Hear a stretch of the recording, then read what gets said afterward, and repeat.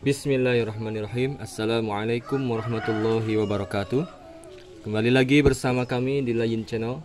Pada kesempatan kali ini kita akan meneruskan pembahasan masih tentang pelajaran bahasa Arab untuk kelas 7 MTS KMA 183. Baik, di video kali ini kita akan beranjak ke pembahasan At-Tarkib ya, halaman 37. Oke, langsung saja di sini tarkib. Tarkib itu susunan kata. Jadi kita akan fokus membahas mengenai susunan kata ya. Nah, di sini dalam tarkib itu ada bahasan mengenai isim isyarah, kata tunjuk. Isim isyarah adalah isim atau kata benda yang dipakai untuk menunjukkan sesuatu, baik untuk jarak dekat atau jauh. Kata tunjuk ya. Dalam bahasa Indonesia juga ada kata tunjuk, ini dan itu.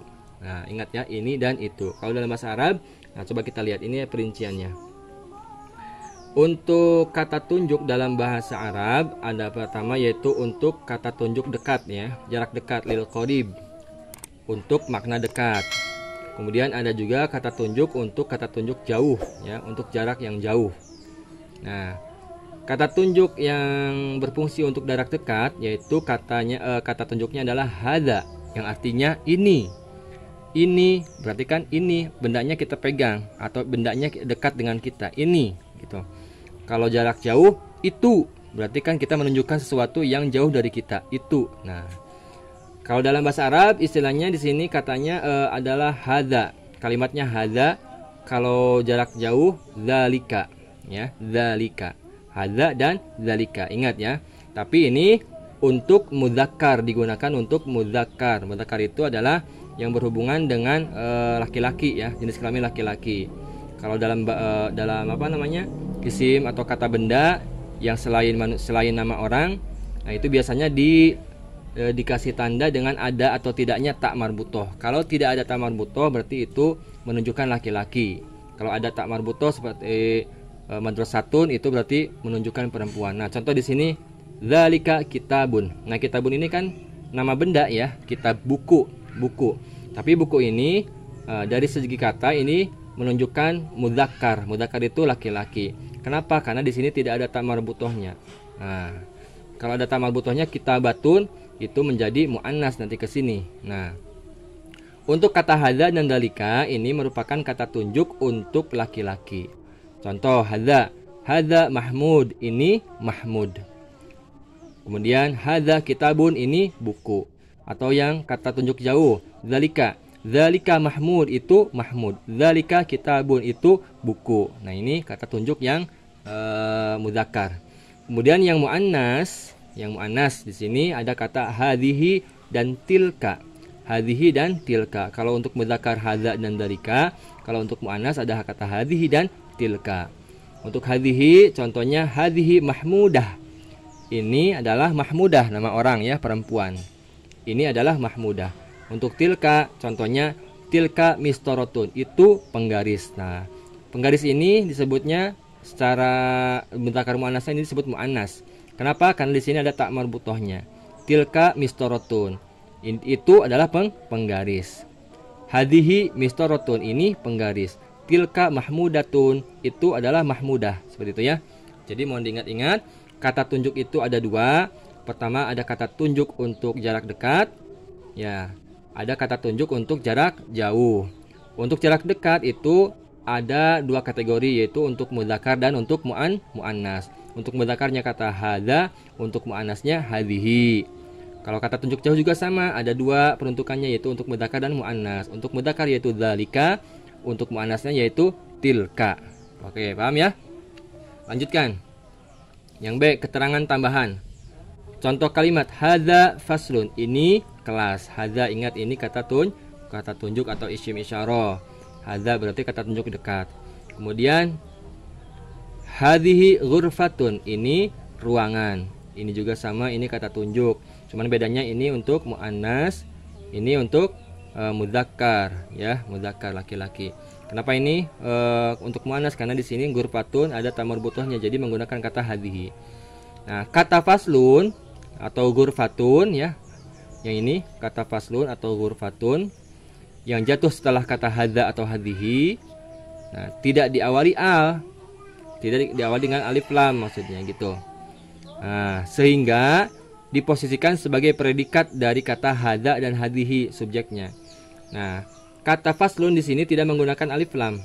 Begitu juga kata ghurfatun tidak menggunakan kata alif lam. Nah, sehingga dengan tidak adanya alif lam tersebut, ini kedudukannya atau diposisikan sebagai predikat ya, atau dalam bahasa Arab istilahnya sebagai khobar. Sebagai khobar atau predikat. Nah, ini kata hadza sebagai subjek, hadhihi juga sebagai subjek. Hadza faslun, ini adalah kelas, begitu, menjadi mubtada dan khobar. Hadhihi ghurfatun, ini adalah ruangan. Nah, hadza dan hadhihi adalah mubtada, sedangkan faslun dan ghurfatun ini khobarnya, begitu.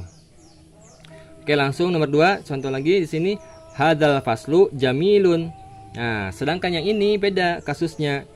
Kata faslun, nah ini ya, kata al-faslu diawali alif lam sehingga posisinya digandengkan dengan kata hadza atau hadhihi. Nah, ini menggunakan alif lam. Kata al-faslunya menggunakan alif lam. Hadzal faslu jamilun. Nah, sehingga hadza dan faslu ini menjadi digandengkan menjadi satu ya. Hadzal faslu. Tidak seperti yang di atas hadza faslun. Kalau ini hadzal faslu, maka nanti artinya kelas ini. Nah, kelas ini jamilun, bagus. Nah, baru ini kata jamilunnya adalah khobar dari kata hadzal faslu. Kelas ini jamilun adalah kelas yang bagus. Kalau tadi hadhihi, ini adalah gitu. Hadza, ini adalah. Nah, kalau ini hadzal faslu, kelas ini adalah baru jamilun, kelas yang bagus, begitu. Oke, ini juga masih sama. Hadhil ghurfatu jamilatun. Hadhil ghurfatu, ruangan ini menjadi satu kata ya. Hadhil ghurfatu, ruangan ini jamilatun, bagus. Nah, hadhil ghurfatu ini satu kesatuan menjadi subjek. Menjadi subjek atau mubtada. Kemudian jamilatun ini menjadi predikat atau khobar dari kata hadhil ghurfatu. Begitu. Kalau tadi kan yang awal itu baru kata hadza ghurfatun.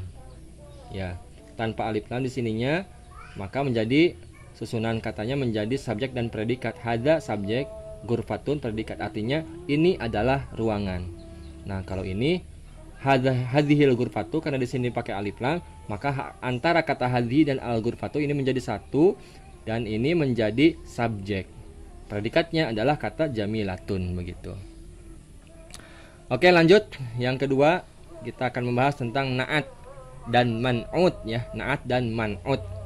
Na'at adalah kata sifat, sedangkan man'ut yang disifati. Itu simpelnya seperti itu. Kita baca aja. Na'at adalah kata yang memberikan sifat atau karakteristik tertentu pada kata yang ada di depannya. Sedangkan man'ut adalah kata yang disifati. Ya, ingat ya, patokannya. An-na'at itu adalah sifat, sedangkan man'ut yang disifati. Oke. Nah, ini supaya lebih jelas lagi, di sini ada gambaran ya. Na'at sifat atau karakter, sedangkan man'ut adalah benda yang diberi sifat atau yang disifatinya. Contoh supaya lebih jelas. Nomor 1, Ibrahim tilmidun nasyitun. Oke, Ibrahim adalah siswa yang rajin. Nah, coba kita analisa kedudukannya. Ibrahim di sini sebagai mubtada. Ibrahim tilmidun. Ibrahim adalah tilmidun. Ini menjadi khobar ya. Tilmidun menjadi khobar dari kata Ibrahim. Nah, kemudian hubungan kata tilmidun dengan nasyitun, ini tilmidun menjadi man'ut yang disifati. Kemudian nasyitun ini menjadi sifat. Nasyid rajin. Rajin itu kan kata sifat ya. Kata sifat. Siapa yang rajin? Yang rajin itu adalah tilmidun. Tilmidun ya, begitu. Jadi tinggal begini aja, kalau dalam sifat dan mausuf atau na'at man'ut, ini kita tentukan dulu mana sifatnya, kata sifatnya. Berarti kan di sini nasyitun.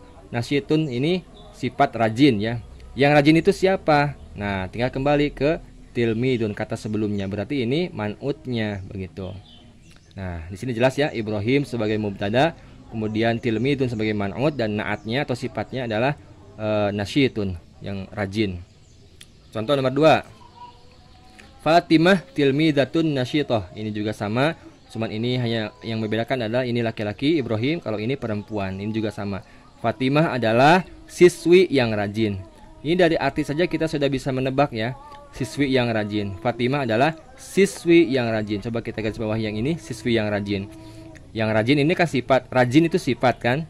Ya. Yang rajin itu siapa? Ya siswi ini. Berarti siswi adalah man'utnya. Begitu, yang disifati oleh kata rajin. Begitu. Oke, langsung kita lanjutkan. Catatan dalam bahasa Indonesia, naat diposisikan dengan terjemahan kata yang. Nah, ini. Ya. Kalau dalam bahasa Indonesia, konteks bahasa Indonesia, biasanya sifat itu diawali dengan kata yang baik, yang rajin, yang cantik, yang pintar, yang ganteng. Nah, itu biasanya seperti itu dalam bahasa Indonesia, diawali dengan kata yang, ya. Contoh di sini, saya punya mobil yang bagus, ya. Nah, man'utnya adalah mobil, sifatnya adalah bagus. Faruk adalah siswa yang rajin. Nah, ini kan rajin itu sifat ya, rajin.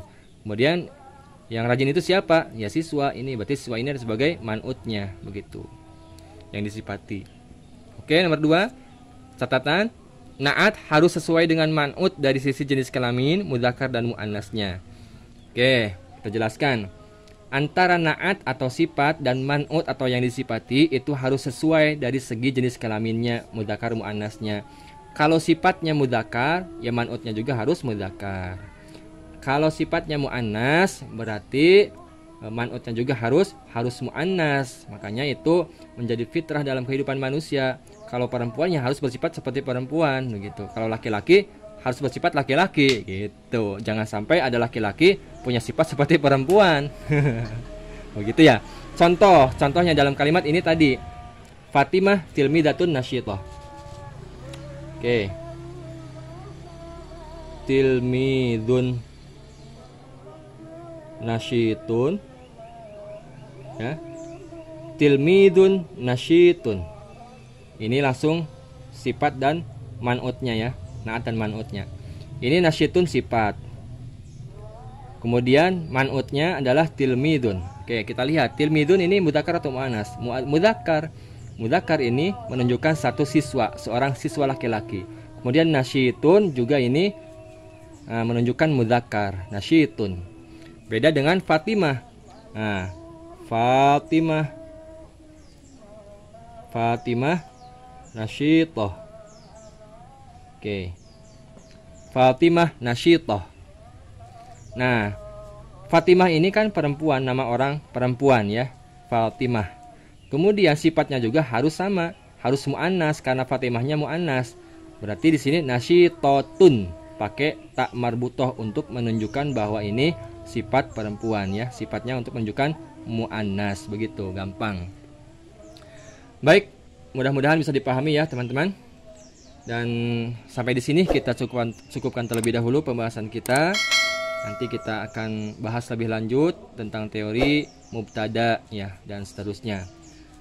Terima kasih, semoga bermanfaat. Wassalamualaikum warahmatullahi wabarakatuh.